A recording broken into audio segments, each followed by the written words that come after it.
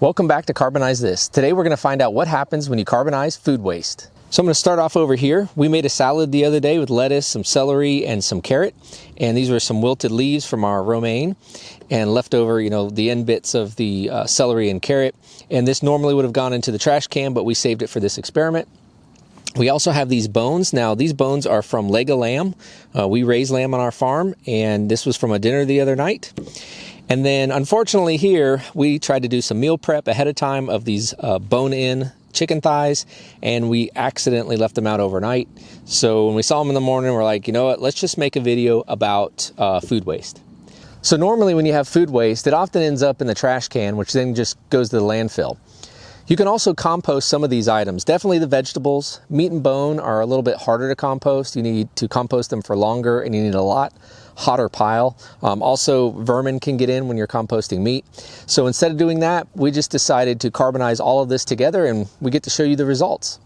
We went ahead and put these items on the tray that we run through the retort. And then I remembered one of our subscribers asked if we would cut some items in half before we carbonize them so we could see the different layers in the material. So I'm going to try to cut one of these leg bones in half and a chicken thigh in half, and we'll see how it carbonizes differently. So the pruners quite literally wouldn't cut it.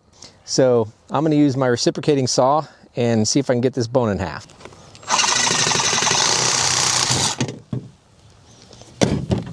You can see the bone marrow there on the inside. So now we'll get to see how that carbonizes. I also want to try to see the cross section of a chicken thigh. So I'm going to see if these pruners can cut this open. So there's the meat. We'll go through the meat on this side. Just kind of getting down to the bone. All right, let's give it a shot. Yep.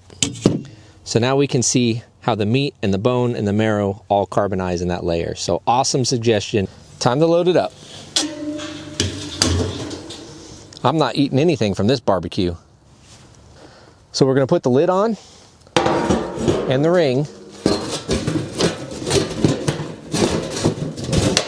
And then load the retort in the barrel.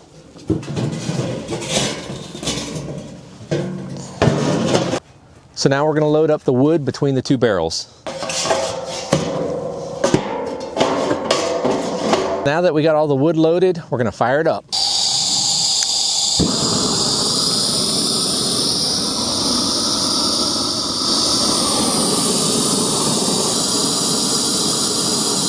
Okay, so it's time to put the chimney on, and then we'll let it run for several hours. It'll cool down overnight, and we'll check it out in the morning.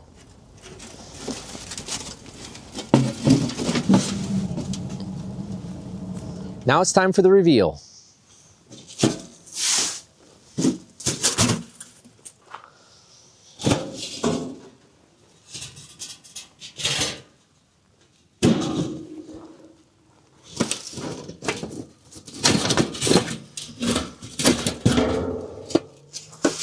Well, that doesn't look how I expected.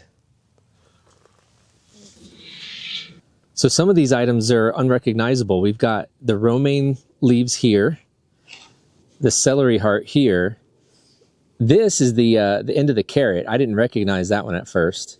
And then we've got two bone-in chicken thighs where they're whole. And then this is the bone-in thigh where we cut the bone. We've got a whole leg of lamb bone, and then the one that we cut in half. So we'll take a look at each one of these individually. So we'll look at the romaine first. So it is light as a feather. If you put that in my hand, I bet I couldn't feel you putting that in there. It's that light. Let's see how fragile it is.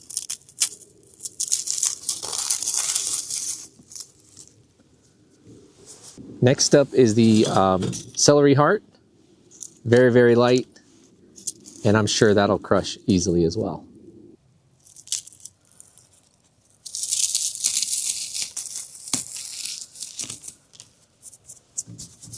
So this is the end of the carrot.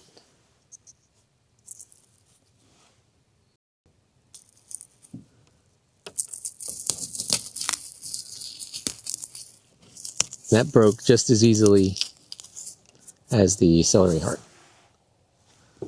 This is the bone-in chicken thigh. So you've got the meat here on the outside. Oh, look, that's kind of silver on the inside. Just a little bit of glittery appearance. So the meat's just paper thin and just left the bone behind. Oh, and the bone is very fragile. You can see the layers of the bone. So I'll break it up a little bit more.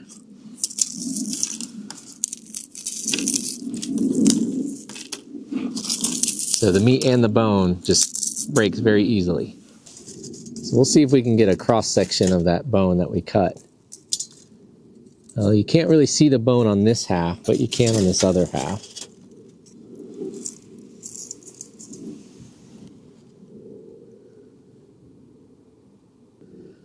So this is the leg bone that we cut in half. You can kind of see its cross section and all the marrow is gone.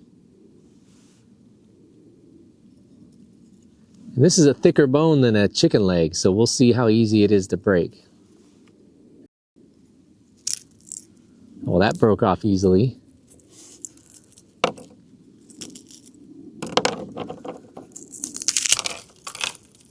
Oh, that broke real easily. And listen to that.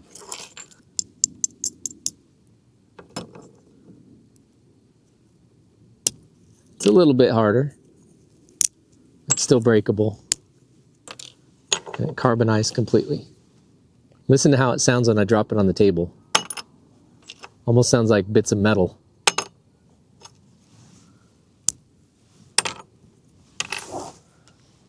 So this is the whole leg bone, one we did not cut in half.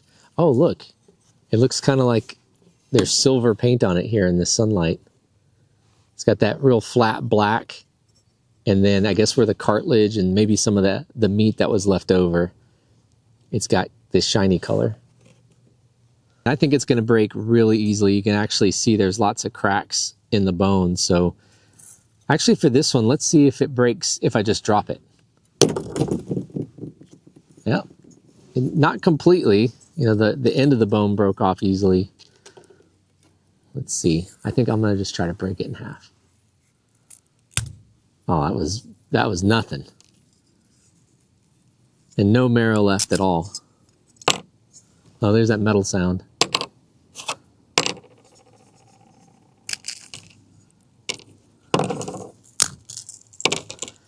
Now it breaks easily, but it definitely breaks into sharper pieces. So I need to be careful I don't cut myself.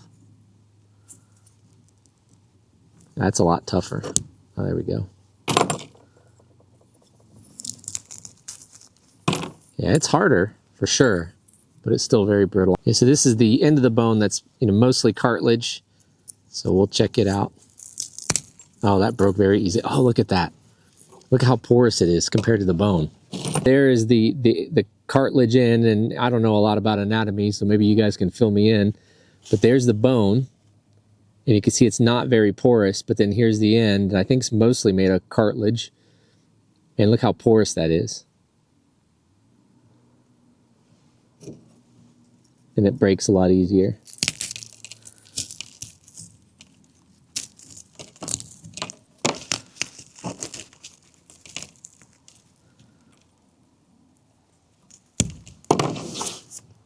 So that's what happens when you carbonize kitchen scraps. So whether it's vegetables or meat and bone, it all carbonized nicely and we can use it as biochar. Let us know what you want to see us do next in the comments below, and we'll see you next time.